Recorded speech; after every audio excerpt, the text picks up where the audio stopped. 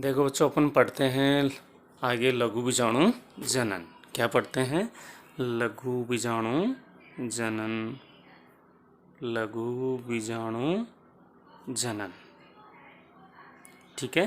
क्योंकि लघु बीजाणु जनन के द्वारा क्या बनते हैं? लघु बीजाणु का निर्माण होता है। लघु बीजाणु जनन मतलब माइक्रोस्पोरोजेनेसिस। माइक्रोस्पोरोजेनेसिस, ठीक है, लघु बीजाणु जनन।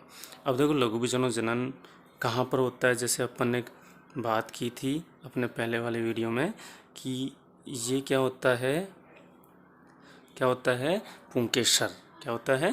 पुंकेसर। पुंकेसर में ऊपर क्या पाया जाता है? परागकोश। क्या पाया जाता है? परागकोश। अपन बात कर रहे थे कि द्विबीजपत्री पादपों में, किसमें? द्विबीजपत्री पादपों में द्विकोष्ठीय परागकोश पाया जाता है। और अपन परागकोश का टीएस काट रहे थे। क्या काट रहे थे? टीएस। तब अपन ने देखा था इसके अंदर चार क्या होता है? 4 परागपाली या 4 लघु बीजाणु धानियों का निर्माण होता है। 4 चैम्बर मिलते हैं इसमें, जिनको परागपिंड या लघु बीजाणु धानी कहते हैं। इनको बोलते हैं लघु बीजाणु धानी। अब देखो एक लघु बीजाणु धानी की बात करें अपन, जैसे ये एक लघु बीजाणु धानी, ठीक है। अब इस एक लघु बीजाणु धानी में देखो क्या होती है, बहुत सारी विभजोतक कोशिकाएं पाई जाती हैं। वैसे तो ध्यान रखना, पादप में जो भी वर्धिशील जो भी भाग है, पादप का जो भी वर्धिशील भाग होता है उसमें क्या पाई जाती हैं? विभजोतक कोशिकाएं। कौन सी कोशिकाएं? विभजोतक कोशिकाएं। और ये जो विभजोतक कोशिकाएं वो किस प्रकार की है? समरूपी। कैसी हैं? समरूपी विभजोतक कोशिकाएं। समरूपी विभजोतक कोशिकाएं, ठीक है। अब देखो ये लघु बीजाणु धानी और ये जो विभजोतक कोशिकाओं का जो आवरण होता है बाहर की तरफ, जो ये आवरण है उसको अपन बोलते हैं एपिडर्मिस। क्या बोलते हैं? एपिडर्मिस, ठीक है। अब देखो एपिडर्मिस के अंदर क्या होता है, ठीक है। कुछ कोशिकाएं क्या होती हैं एपिडर्मिस की, जो विभजोतक कोशिकाओं की, कुछ कोशिकाएं आकार में बड़ी हो जाती हैं। कुछ कोशिकाएं क्या हो जाती है? आकार में बड़ी हो जाती हैं। जो आकार में बड़ी हुई जो कोशिकाएं हैं उनको बोलते हैं अपन प्रसूतक कोशिका। कौन सी कोशिका? प्रसूतक, या आप पढ़ने में आएगा प्रप्सु कोशिका, या बोलते हैं आर्की स्पोरियल सेल। क्या बोलते हैं? आर्की स्पोरियल सेल, ठीक है। कौन सी कोशिका? प्रसूतक या प्रप्सु कोशिका या आर्किस्पोरियल सेल। ये जो आर्किस्पोरियल सेल है, देखो इस आर्किस्पोरियल सेल की बात कर लेते हैं अपन कि हैं कितनी लघु बीजाणु धानियाँ? 4 लघु बीजाणु धानियाँ। तो एक लघु बीजाणु धानी में एक आर्किस्पोरियल सेल्स का निर्माण होता है। ध्यान रखना, 4 लघु बीजाणु धानी हो गई तो द्विकोष्ठीय परागकोश में कितनी लघु बीजाणु धानियाँ बनेंगी? 4 लघु बीजाणु धानियों का 4 प्रसूतक कोशिकाओं का निर्माण होता है। अब देखो अपन इस जो आर्किस्पोरियल सेल है उसकी यहाँ पर बात करें अपन, ठीक है। ये जैसे कौन सी आ गई? आर्किस्पोरियल सेल, ठीक है। ये जो आर्किस्पोरियल, जो अपन मैं शॉर्ट में लिख दूँ ए सेल, ठीक है, आर्किस्पोरियल सेल। अब आर्किस्पोरियल सेल है तो वो क्या काम करती है? आगे परिणत विभाजन करती है। कौन सा विभाजन? परिणत विभाजन। अब देखो थोड़ा सा समझना, 2 विभाजन आएंगे, एक परिणत और एक अपनत। परिणत और अपनत दोनों हैं तो कौन से? समसूत्री विभाजन। दोनों किस प्रकार के हैं? समसूत्री विभाजन ही हैं। परिणत का मतलब ये तो परिधि की तरफ विभाजन करता है। किस तरफ? परिधि की तरफ। और जो अपनत्व है उसमें क्या होता है? लंबवत विभाजन होते हैं। उसमें क्या होता है? लंबवत रूप से विभाजन होते हैं। अब इसमें क्या होता है? जैसे आर्किस्पोरियल सेल है उसमें परिणत विभाजन होता है, जिसके द्वारा, ध्यान रखना, जिसके द्वारा 2 कोशिकाओं का निर्माण होता है। कितनी कोशिकाओं का? 2 कोशिकाओं का, ठीक है। आप ऐसे चाहे सामने लिखो चाहे इधर नीचे लिख लो, ताकि नीचे लिखे तब सही समझ में आ जाए अपने, ठीक है। 2 कोशिकाओं का निर्माण। जो ऊपर वाली जो कोशिका है उसको बोलते हैं प्राथमिक भित्ति कोशिका, प्राथमिक भित्ति कोशिका। ठीक है। और जो ये दूसरी जो कोशिका है, कौन सी, जो ये दूसरी जो कोशिका है, ठीक है, इस कोशिका को बोलते हैं प्राथमिक बीजाणु जनन या जनक कोशिका, प्राथमिक बीजाणु जनक कोशिका। ठीक है, कौन सी, प्राथमिक बीजाणु जनक कोशिका। अब देखो जो प्राथमिक भित्ति कोशिका है, नाम देखो प्राथमिक भित्ति, मतलब भित्तियों का निर्माण करने वाली, किसका निर्माण करने वाली, भित्तियों का निर्माण। आप जानते हो जैसे अपन ने कल पढ़ा था कि भाई जो लघु बीजाणु धानियाँ होती है उसमें 4 परतें होती हैं, कौन कौन सी, एपिडर्मिस, दूसरी एंडोथीसियम, तीसरी मिड लेयर और चौथी कौन सी थी, टेपेटम। चौथी कौन सी थी, टेपेटम। 4 परतें होती थी। ठीक है। अब भित्ति जो प्राथमिक भित्ति कोशिका है वो क्या काम करती है, इन भित्तियों का निर्माण करती है। एपिडर्मिस तो पहले से है ही, ये जो देखो ये जो एपिडर्मिस है लघु बीजाणु धानी के ऊपर तो क्या है, एपिडर्मिस विभजित कोशिकाओं की बनी हुई है। ठीक है।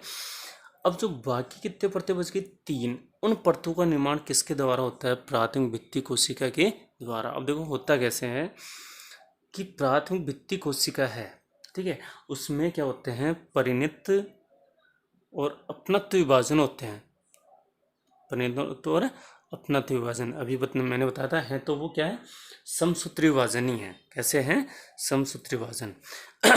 और बहुत सारी कोशिकाओं का निर्माण कर लेते हैं, कोशिकाओं का निर्माण करते हैं तो वो कोशिका 3 परतों में व्यवस्थित हो जाती हैं। कितने परतों में, 3 परतों में। देखो कौन कौन सी, पहली परत तो अभी बताई थी, कौन सी परत आएगी, एंडोथीसियम।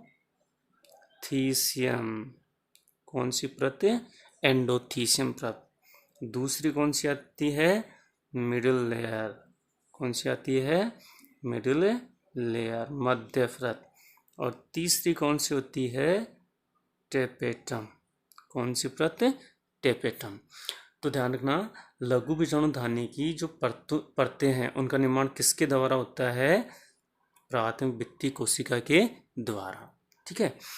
अब इसकी बात करते हैं प्राथमिक बीजाणु जनक कोशिका। ये जो प्राथमिक बीजाणु जनक कोशिका है, ये कोशिका क्या करती है, अनियमित विभाजन करती है। क्या करती है, अनियमित समसूत्री विभाजन करती है, जिसके द्वारा बहुत सारी कोशिकाएं बन जाती हैं। द्वारा क्या होती है, कोशिकाओं का समूह बन जाता है, उसमें बहुत सारी कोशिकाएं बन जाती हैं। ठीक है। अब इन कोशिकाओं में क्या होता है, किसी एक कोशिका के आकार में क्या हो जाती है, वृद्धि हो जाती है। किसी एक कोशिका के आकार में क्या हो जाती है, वृद्धि हो जाती है। और जिस कोशिका के आकार में वृद्धि होती है, जैसे मैं इसको यहाँ पर लिखूँ, आकार में वृद्धि होती है, उसको अपन बोलते हैं, या आप ऐसे कह सकते हो, ऐसे वृद्धि याद न करके, कि इसमें कि यहाँ पर जो कोशिकाएं हैं, ठीक है, अनियमित विभाजन करती है। कौन सा विभाजन, समसूत्री विभाजन। समसूत्री विभाजन द्वारा बहुत सारी कोशिकाओं का निर्माण हुआ। ये जो बहुत सारी जो कोशिकाएं हैं, बहुत सारी जो कोशिकाएं हैं, उनको अपन बोल सकते हैं प्राथमिक बीजाणु जनन कोशिका। क्या कह सकते हैं, प्राथमिक बीजाणु जनन कोशिका। ठीक है। अब प्राथमिक बीजाणु जनन कोशिका में से एक कोशिका में क्या होती है, वृद्धि। प्राथमिक बीजाणु जनन कोशिकाओं में से एक कोशिका में क्या होती है, वृद्धि। और ये वृद्धि वाली कोशिका को अपन ने यहाँ पर बना दिया। ठीक है। अब जो ये वृद्धि हुई, जो जिस कोशिका में ये जो वृद्धि हुई, उस कोशिका को हम अपन बोलते हैं लघु बीजाणु मात्र कोशिका। ठीक है, लघु बीजाणु मात्र, माइक्रोस्पोर मदर सेल, एमएमसी बोल दो, या पोलेन मदर सेल, या पीएमसी बोल दो। एमएमसी बोल दो या पीएमसी बोल दो, मतलब microspore mother cell, pollen mother cell. किसको बोल रहे हैं? लघु बीजाणु मात्र कोशिका को। लघु बीजाणु मात्र कोशिका किससे बनी? लघु बीजाणु जनन कोशिकाओं से। जनन कोशिकाएं किससे बनी थी भाई? लघु बीजाणु जनक कोशिका से। किससे बनी थी? लघु बीजाणु जनक कोशिका से। अब देखो इसमें होता क्या है कि यहाँ पर कि जो लघु बीजाणु मात्र कोशिका है, इस मात्र कोशिका में क्या होते हैं? अर्धसूत्री विभाजन। क्या होते हैं? अर्धसूत्री विभाजन। अर्धसूत्री विभाजन। अब एक चीज देखो, जो लघु बीजाणु मात्र कोशिका है वो क्या होती है? द्विगुणित होती है। कैसी होती है?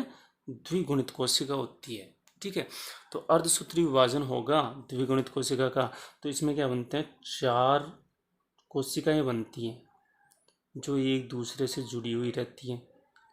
कितनी कोशिकाएं बनती हैं? 4 कोशिकाएं बनती हैं जो क्या होती हैं? एक दूसरे से जुड़ी होती हैं। और जुड़े होने को अपन बोलते हैं चतुष्क अवस्था में, चतुष्क के रूप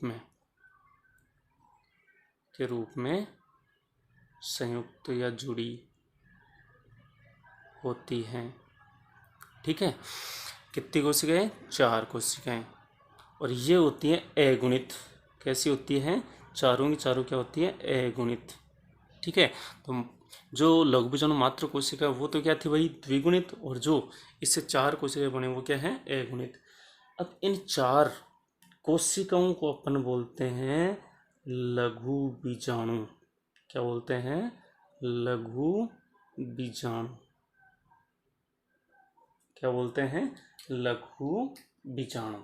ठीक है, अब एक चीज देखो, ये जो 4 लघु बीजाणु बने किससे बने भाई? एक लघु बीजाणु मात्र कोशिका से 4 लघु बीजाणु बनते हैं। एक लघु बीजाणु मात्र कोशिका से 4 लघु बीजाणु बनते हैं। ठीक है, अब देखो इनमें क्या होता है, और ये भी किसके रूप में बने भाई? चतुष्क के रूप में। और लघु बीजाणु होते कैसे हैं? अगुणित होते हैं। लघु बीजाणु कैसे होते हैं? अगुणित होते हैं। ठीक है, अब एक चीज देखो, यहाँ पर जो ये लघु बीजाणु होते हैं वो इस प्रकार से इनके ऊपर एक आवरण पाया जाता है। क्या पाया जाता है? कि आवरण पाया जाता है इस प्रकार से, इसलिए जुड़े होते हैं।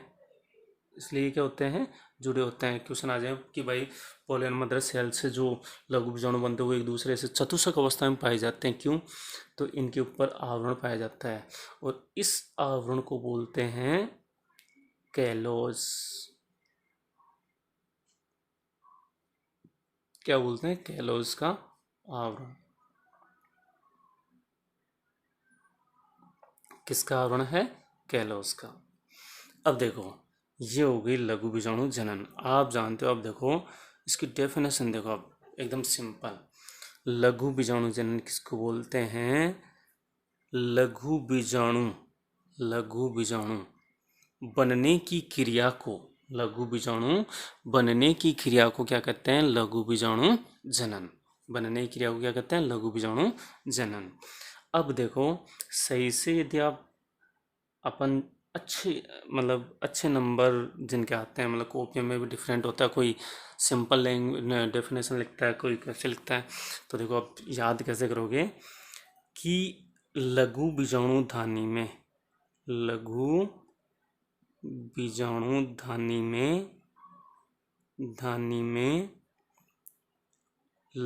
बीजाणु मात्र कोशिका के द्वारा, मतलब एमएमसी के द्वारा लघु बीजाणु बनने की क्रिया को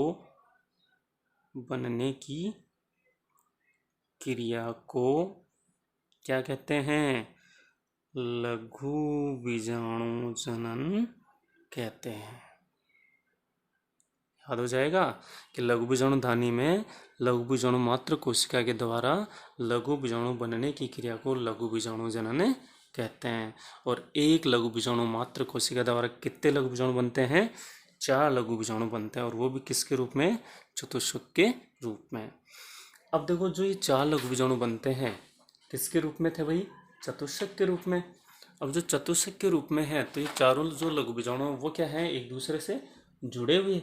ठीक है, वो क्या है, एक दूसरे से जुड़े हुए, जैसे मैंने अभी बताया। और किससे जुड़े हुए हैं, कैलोज के आवरण से, ठीक है, या कैलोज भित्ति बोल दो या कैलोज आवरण बोल दो, ठीक है।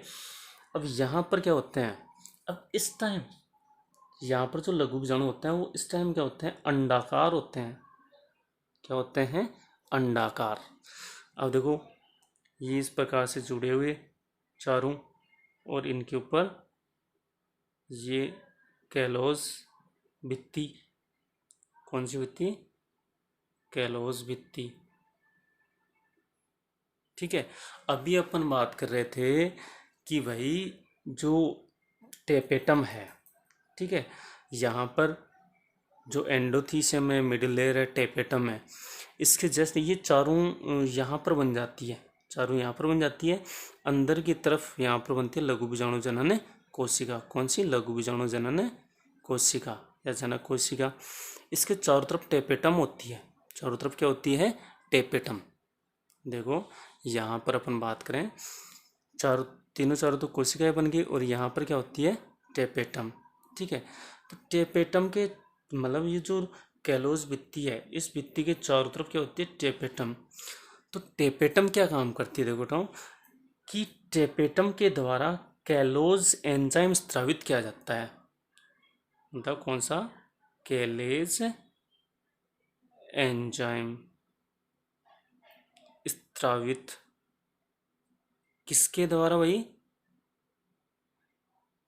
टेपेटम द्वारा, ठीक है, यहाँ पर स्रावित किया जाएगा, ठीक है।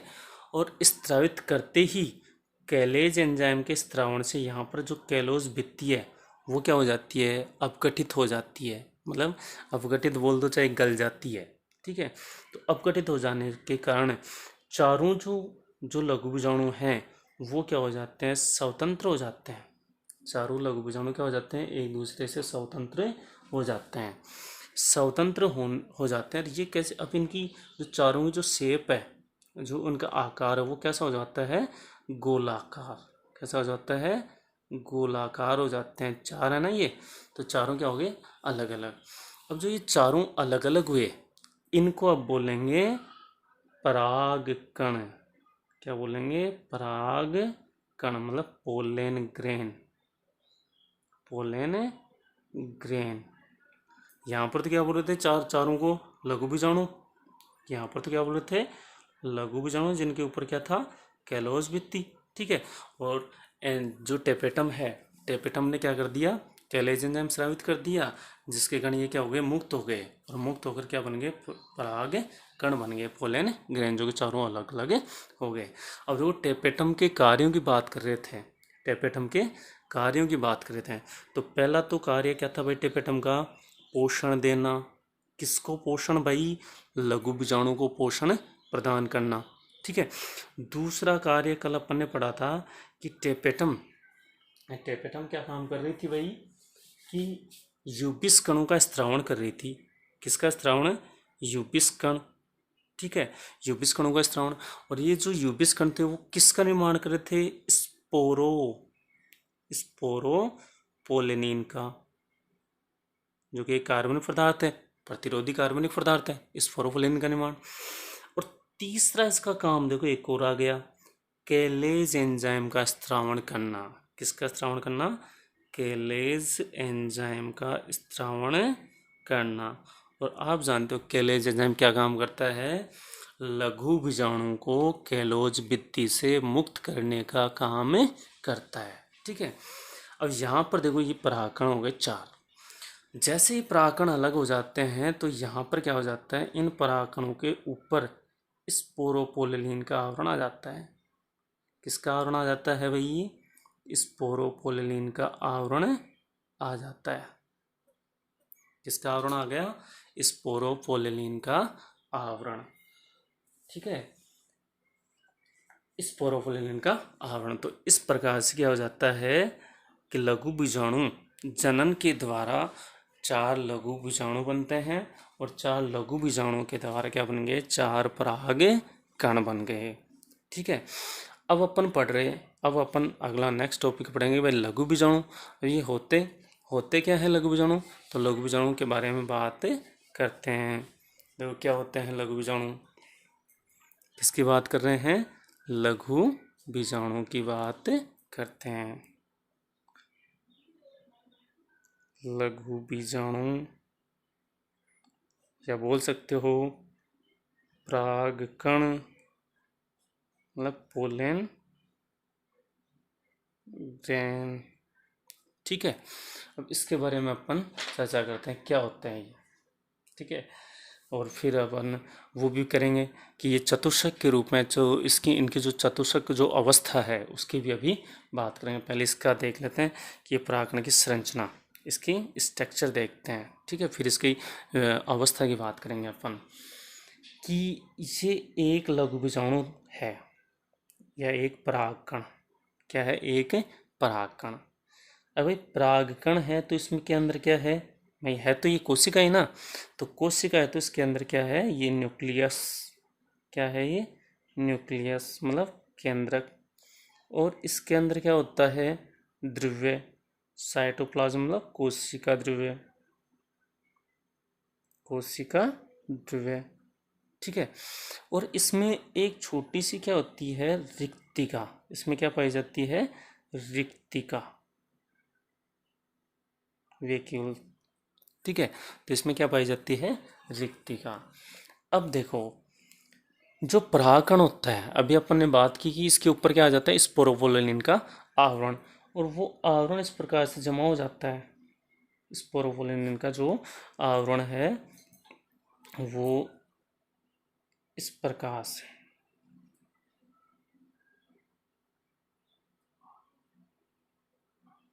ऐसे जमा हो जाता है। ये स्पोरोपोलिन का जमाव। अब स्पोरोपोलिन के जमाव के कारण अब इसमें दो परतें हो गई। कितने परतें हो गई? दो परतें। और उन दो परतों को अपन यहाँ पर अपन बोलते हैं, कितनी परतें हो गई? दो परतें। ठीक है, एक को तो बोलते हैं एक्साइन। क्या बोलते हैं? एक्साइन। और एक को बोलते हैं इंटाइन। एक्साइन का मतलब होता है बाह्य चोल। एंटाइन का मतलब होता है अंतः चोल। ठीक है, अब यहाँ पर देखो ये तो होता है बाह्य चोल। कौन सा है? पहला बाह्य चोल। और आप जानते हो भाई बाह्य चोल का निर्माण किससे हुआ? स्पोरोपोलेनिन से। जो कि स्पोरोपोलेनिन क्यों आया भाई यहाँ पर? यूबिस कणों के द्वारा, टेपिडम के यूबिस कणों के द्वारा स्पोरोपोलिन बनता है। और ये स्पोरोपोलिन क्या हो जाता है? परागकणों के चारों तरफ व्यवस्थित हो जाता है और बाह्य चोल का निर्माण करता है। और ये इसी स्पोरोपोलिन के कारण ही जो लघु बीजाणु या परागकण है वो लंबे समय तक संरक्षित या लंबे समय तक सुरक्षित रख सकते हैं, जिसको अपन बोलते हैं जीवाश्म के रूप में। जीवाश्म के रूप में क्वेश्चन आता है कि भाई परागकणों को जीवाश्म के रूप में कौन संरक्षित रखता है? तो कौन रखता है? स्पोरोपोलिन। ठीक है, अंदर वाली जो परत है ये दूसरी चोल आ गया, उसको बोलते हैं अपन अंतः चोल। कौन सा चोल? अंतः चोल। ठीक है, जो अंतः चोल होता है वो क्या होता है? पेप्टो। देखो ये बना होता है पेप्टो सेल्यूलोज का बना होता है। किसका बना होता है? पेप्टो सेल्यूलोज का। जो कि पेप्टो सेल्यूलोज का मतलब पैक्टीन और सेल्यूलोज, पैक्टीन और सेल्यूलोज का बना हुआ होता है। ठीक है, अब देखो इधर, अब थोड़ी सी अपन इसकी बात कर लेते हैं कि बाह्य चोल, कहीं कहीं पर बाह्य चोल नहीं पाया जाता, मतलब हल्का होता है या नहीं पाया जाता। वहाँ पर क्या होते हैं? छोटे छोटे छिद्र होते हैं। वहाँ पर क्या होता है? छोटे छोटे जगह खाली रह जाती है, छिद्र होते हैं इस जगह देखो। ठीक है, छोटे छोटे छिद्र होते हैं। और ये जो छिद्र होते हैं, ये जो छिद्र होते हैं वो लेंस के आकार के होते हैं। किस आकार के? लेंस आकार के, और इन छिद्रों को बोलते हैं जनन छिद्र। क्या बोलते हैं? जनन छिद्र, जर्म पोर। क्या बोलते हैं? जर्म पोर। ठीक है, जनन छिद्र। तो याद रखना, जनन छिद्र तो बाह्य चोल में पाए जाते हैं। जनन छिद्र किसमें पाए जाते हैं? बाह्य चोल के द्वारा जनन छिद्रों का निर्माण किया जाता है। जो द्विबीजपत्री जो पादप होते हैं उनमें जनन छिद्रों की संख्या 3 होती है। 3 किस्में होती है द्विबीजपत्री पादपों में, डाइकोट प्लांट में। ठीक है, इसीलिए जो 3 होते हैं इसलिए उसको बोलते हैं ट्राइकोलेंट।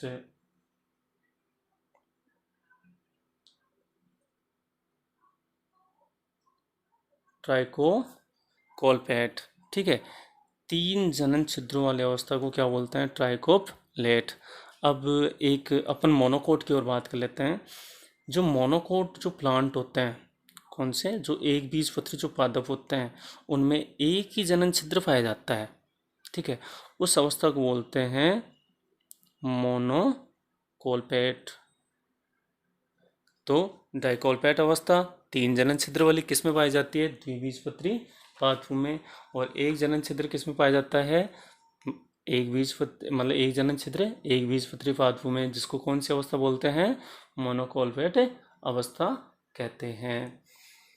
अब एक चीज देखो, यहाँ पर थोड़ी सी कि इसकी बात करते हैं अंतःचोल की, कि जो जनन छिद्र होते हैं तो जनन छिद्र क्या काम करते हैं? इन जनन छिद्रों से जो अंतःचोल होती है वो क्या काम करती है? पराग नलिका का निर्माण करती है। इस प्रकार से देखो, ये ऐसे, तो अंतःचोल होता है वो क्या करता है? पराग नलिका का निर्माण। यहाँ पर ऐसे, ये क्या है? पराग नलिका। ये कब बनती है? जब जो परिपक्व जो परागकण पोलिनेशन के द्वारा जब दूसरे प्लांट की स्टिग्मा पर जाते हैं, मतलब दूसरे पादप की वर्तिकाग्र पर जाते हैं, तब क्या होता है? पराग नलिका का निर्माण होता है। अब देखो, ये पराग जो नलिका का निर्माण हुआ, इस पराग नलिका का निर्माण होता है वो अंतःचोल के द्वारा होता है। कौन से? अंतःचोल, मतलब इंटाइन के द्वारा। किसके द्वारा? इंटाइन के द्वारा। अब एक चीज और, कि भाई जितने परागकण में जितने जनन छिद्र होते हैं उतने ही क्या बनती हैं? पराग नलिकाओं का निर्माण होता है। जैसे 2 जनन छिद्र हैं तो 2 ही पराग नलिका बनेंगी, 3 है तो 3 बनेंगी। ठीक है, तो इस प्रकार से इनमें जितने पराग जनन छिद्र होंगे उतनी क्या बनेंगी? पराग नलिका का निर्माण होता है। ठीक है, तो ये किसकी बात हो गई? लघु बीजाणु जनन की, पराग कण की बात हो गई। अब थोड़ी सी, अब ये अपन ने थोड़ी वहाँ पे बोला था कि लघु बीजाणु की व्यवस्था कैसी होती है। लघु बीजाणु की व्यवस्था की बात करते हैं अपन, कि किसके रूप में पाए जाते हैं भाई? चतुष्क के रूप में।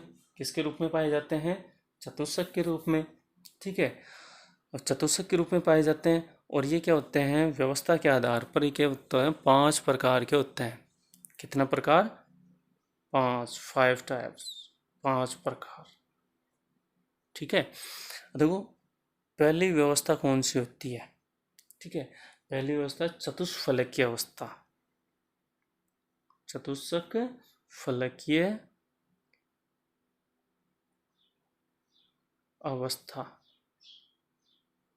टेट्राहेड्रल। कौन सी अवस्था? टेट्राहेड्रल स्टेज, चतुष्फलकीय अवस्था। अब देखो चतुष्फलकीय अवस्था में क्या होता है कि जो 4 लघु बीजाणु 4 परागकण हैं, तो 3 परागकण तो इस प्रकार से व्यवस्थित रहते हैं ऐसे, 1 2 और 3। 3 तो हो गए सामने। ठीक, 3 तो क्या हो गए? सामने।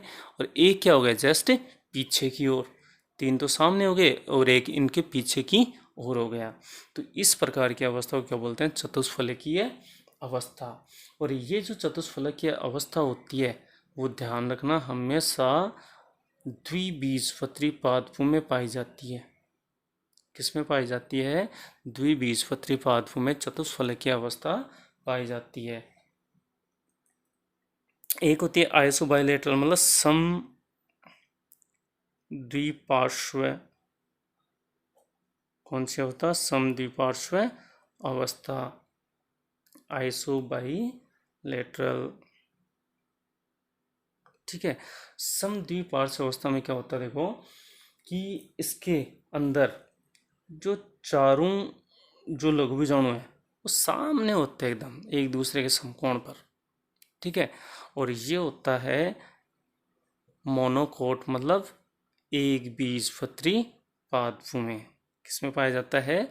एक बीजपत्री पादपों में। ठीक है, तो चतुष्फलक की अवस्था द्विबीजपत्री पादपों में 3 सामने होते हैं और एक पीछे की ओर होता है। समद्विपार्श्व अवस्था चारों क्या होते हैं? समकोण पर होते हैं, समान रूप से 2 पार्श्व भागों में बटे होते हैं और किस पाया जाता है? मोनोकोट प्लांट में। और तीसरी अवस्था होती है क्रोशित अवस्था। कौन सी अवस्था? क्रोशित, डाइकोसेट, डाइकोसेट। क्रोशित अवस्था देखो इसमें क्या होता है? दो तो समकोण पर होते हैं, दो तो क्या होते हैं? समकोण पर होते हैं। एक नीचे होता है और एक क्या होता है? पूरा का पूरा पीछे। दो तो क्या होता है? समकोण पर, एक नीचे और एक पूरा का पूरा क्या होता है? पीछे की ओर। तो ऐसी चतुष्फलक की अवस्था एक आता है मैग्नोलिया। किसमें? मैग्नोलिया प्लांट में पाया। किसमें होता है? मैग्नोलिया प्लांट में। चौथी प्रकार की अवस्था आती है टी शेप। किसमें? टी आकार। ठीक है, और टी आकार मतलब इसके अंदर इस प्रकार से दो तो समकोण पर और दो क्या होते हैं? लंबवत। दो क्या होते हैं? सॉरी, ये यहाँ पर दो क्या हो गए? लंबवत। ठीक है, ये तो आप कैसे कह सकते हो? अनुप्रस्थ, दो अनुप्रस्थ और दो क्या हो गए? लंबवत। दो क्या हो गए? लंबवत। और ये पाया जाता है एरिस्टोलोकिया में। एरिस्टोलोकिया में किसमें पाया जाता है? एरिस्टोलोकिया में। अब देखो पांचवी कंडीशन हो रही है इसमें, लाइनर मतलब रेखीय। लाइनर मतलब रेखीय अवस्था। रेखीय अवस्था मतलब चारों के चारों क्या हो? एक रेखा में हो। 1 2 3 और ये 4 रेखा में है। ठीक है, और ये पाया जाता है हेलोफिया में। सॉरी, हेलोफिया में। कौन सी चतुष्फलक अवस्था पाई जाती है? रेखीय। तो एग्जाम में ये सिर्फ एग्जाम्पल पूछेगा, उदाहरण पूछेगा इसके कि भाई चतुष्फलक की अवस्था कौन से पादप में पाई जाती है? ध्यान रखना, द्विबीजपत्री पादपों में कौन सी अवस्था पाई जाती है? चतुष्फलकीय अवस्था पाई जाती है। अब एक चीज देखो, एक यदि मतलब चतुष्फलक अवस्था तो है, यदि मानो एक ऐसी अवस्था हो जैसे ये अवस्था, इसमें मानो ऐसे उल्टे सीधे 5 मतलब 4 से ज़्यादा आ जाए, 4 या 4 से मतलब 5 या 5 से ज़्यादा या 4 से ज़्यादा आ जाए, तो ऐसी अवस्था को अपन बोलते हैं बहुबीजाणुता। क्या बोलते हैं? बहुबीजाणुता। बहुबीजाणुता, पोलिस्पोरी इंग्लिश में बोलते हैं, पोलिस्पोरी। देखो क्या होता है पोलिस्पोरी? पोलिस्पोरी देखो क्या होता है, ये एक चतुष्क है। क्या है ये? एक चतुष्क। तो एक चतुष्क में 4 से अधिक लघु बीजाणु, 4 से अधिक लघु बीजाणु प्रेजेंट हो, उपस्थित हो, तो उसे क्या कहते हैं? लघु बीजाणुता कहते हैं। तो उसे क्या कहते हैं अपन? लघु बीजाणुता। है समझ में? तो 4 से अधिक, ये छोटा सा क्वेश्चन पूछ लिया जाता है आधे नंबर का कि भाई बहु बीजाणुता, सॉरी लघु बीजाणुता नहीं, बहु बीजाणुता किसे कहते हैं। तो बहु बीजाणुता किसको बोलते हैं कि एक चतुष्क में यदि 4 से ज़्यादा लघु बीजाणु हों तो उसे अपन क्या बोलते हैं, बहु बीजाणुता या पॉलीस्पर्मी कहते हैं। अब देखो ये तो लघु बीजाणु की बात हुई। अब कुछ एक दो छोटी छोटी परिभाषाएं आती हैं, तो उन परिभाषाओं की अपन बात करते हैं, चर्चा करते हैं। जैसे एक पूछ लिया जाता है एग्जाम में कि भाई पराग पिंड किसे कहते हैं। क्या पूछता है? पराग पिंड। पराग पिंड। अब देखो क्या होता है पराग पिंड। ठीक है, जैसे अपन नॉर्मल देखते हैं, अपने एक उदाहरण पढ़ रखा है, आँख पढ़ा है अपन ने, आँख। ठीक है, जो एस के पिलेडेसी, कौन सी, एस के पिलेडेसी फैमिली से है। और एक अपन ने पढ़ रखा है आर्किड, जो आर्द्रता नमी से क्या करता है, श्वसन क्रिया, आर्किड। ठीक है, आँख और आर्किड। आँख और आर्किड में क्या होता है, दोनों के अंदर क्या होता है, जो माइक्रोस्पोर होते हैं, मतलब जो लघु बीजाणु होते हैं, क्या होते हैं, लघु बीजाणु, वो क्या होता है, समूह में रहते हैं, समूह में या झुंड में रहते हैं, समूह में या झुंड में रहते हैं। आँख या जो आर्किड, ये जो लघु बीजाणु हैं वो कैसे रहते हैं, झुंड के अंदर। जैसे आँख में अपन ने देख रखा है, मतलब अपन जानते हैं कि यहाँ पर क्या होते हैं, बहुत सारे क्या होते हैं, लघु बीजाणु जुड़े होते हैं, ऐसे होते हैं ना। तो ये किसके रूप में है, एक झुंड के रूप में है। ठीक है, तो ऐसी अवस्था को, झुंड वाली जो अवस्था है, इस अवस्था को अपन क्या बोलते हैं, परागपिंड, परागपिंड बोलते हैं। ठीक है, ऐसी अवस्था को क्या बोलते हैं, परागपिंड। अब क्वेश्चन आ जाता है परागपिंड किसे कहते हैं। क्वेश्चन क्या आ जाता है, परागपिंड किसे कहते हैं। तो किसको बोलते हैं कि लघु बीजाणु का झुंड या समूह के रूप में पाया जाना। लघु बीजाणु का, मैं लिख देता हूं, लघु बीजाणु का झुंड या समूह में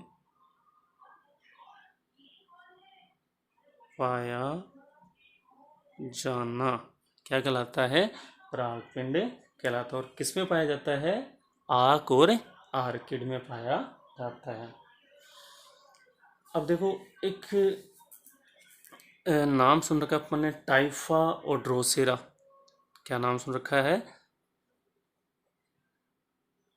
टाइफा और ड्रोसेरा, टाइफा और ड्रोसेरा। उसमें टाइफा और ड्रोसेरा में क्या होते हैं, जैसे 4 लघु बीजाणु आते हैं। ठीक है, 4 लघु बीजाणु होते हैं ना, वो चारों लघु बीजाणु एक दूसरे से जुड़े होते हैं। वैसे तो होने तो क्या चाहिए भाई, जो परागकण है या जो लघु बीजाणु वो क्या होते हैं, अलग अलग। लेकिन टाइफा और ड्रोसेरा में चारों लघु बीजाणु होते हैं। चारों क्या होते हैं, जो लघु बीजाणु या जो परागकण हैं, ठीक है, वो क्या होते हैं, जुड़े होते हैं। क्या होते हैं, जुड़े या संयुक्त जुड़े होते हैं। और जो जुड़े होते हैं उनको अपन बोलते हैं संयुक्त परागकण। संयुक्त परागकण या संयुक्त लघु बीजाणु, संयुक्त परागकण बोल दो चाहे संयुक्त लघु बीजाणु, किस में पाए जाते हैं। तो किस में पाए जाते हैं, टाइफा और ड्रोसेरा में, कि चारों लघु बीजाणु क्या होते हैं, एक दूसरे से जुड़े हुए होते हैं। अब एक चीज़ और देखो कि ये तो दूसरी बात, अब एक नई बात और करते हैं कि जैसे अभी अपन ने देखा कि भाई लघु बीजाणु है या परागकण है। ठीक है, परागकण के अंदर केंद्रक वगैरह, अपन इसके बाह्य चोल की बात करते हैं। ये बाह्य चोल, ठीक है, ये इस प्रकार से, ये क्या हो गया, बाह्य चोल। और बाह्य चोल के कहीं कहीं पर ये बाह्य चोल क्या होता है, नहीं पाया जाता, बहुत कम या नहीं के बराबर होता है। या नहीं के बराबर जिनमें जनन छिद्र। ठीक है, अब देखो जनन छिद्र खुलने से पहले, ठीक है, वो तो जनन छिद्र से जो परागनलिका होती है वो कब बनती है, जब लघु बीजाणु कहाँ पर पहुंच जाते हैं, मतलब जायंग की वर्तिकाग्र पर पहुंच जाते हैं। लेकिन उससे पहले यहाँ पर क्या होती है, एक प्रोटीन पाई जाती है। क्या पाई जाती है? प्रोटीन। अब आप ऐसे भी कह सकते हो कि ये वही बाह्य चोल है। ये क्या है? बाह्य चोल। ठीक है, आप जानते हो बाह्य चोल का निर्माण किससे हुआ? स्पोरोफोलेनिन से। किससे हुआ? स्पोरोफोलेनिन से। तो परागकण के चारों तरफ जहाँ पर स्पोरोफोलेनिन नहीं पाया जाता, जहाँ पर स्पोरोफोलेनिन नहीं पाया जाता, वहाँ पर एक प्रोटीन पाई जाती है। वहाँ पर क्या पाई जाती है? कि प्रोटीन पाई जाती है। ठीक है, ये जो प्रोटीन है, तो याद रखना कि परागकणों में, कि बाह्य चोल पर, जहाँ पर बाह्य चोल का निर्माण स्पोरोफोलिन, तो जहाँ पर स्पोरोफोलिन नहीं पाया जाता वहाँ पर क्या पाई जाती है? प्रोटीन पाई जाती है। अब देखो परागकण होते हैं, परागण की क्रिया करते हैं। किसकी क्रिया करते हैं? परागण की क्रिया। परागण की क्रिया आप जानते हो किसके द्वारा?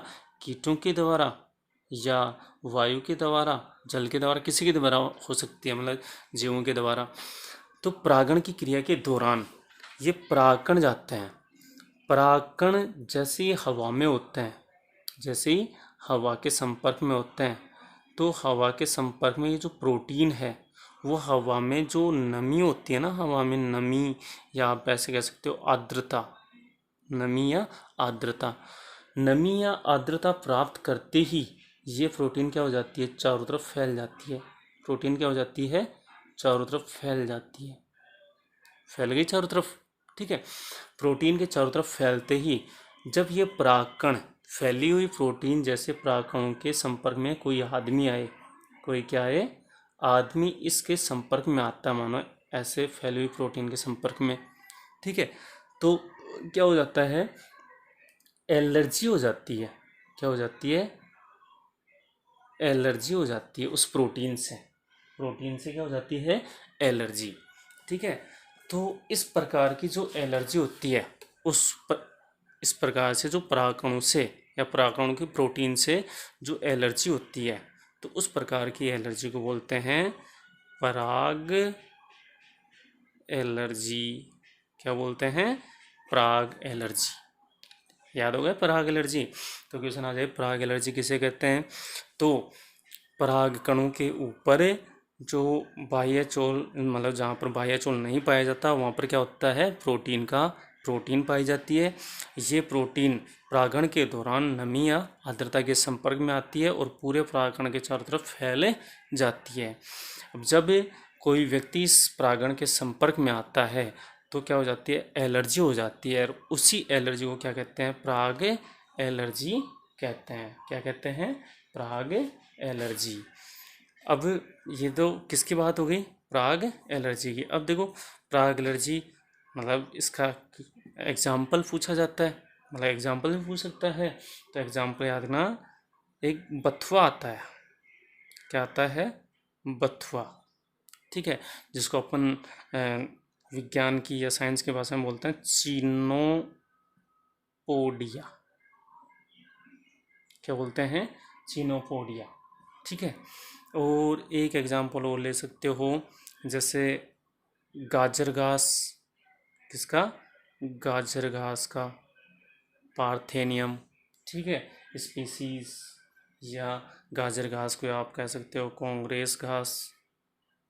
कौन सी? कांग्रेस घास। ठीक है, अब आज अपन इतना पढ़ते हैं और नेक्स्ट वीडियो जल्दी ही आ जाएगा। आप जल्दी जल्दी लाइक और सब्सक्राइब करते रहें और जुड़े रहें। और जल्दी ही 10वीं क्लास है उसका भी जल्दी ही नया टॉपिक डाल दिया जाएगा। धन्यवाद।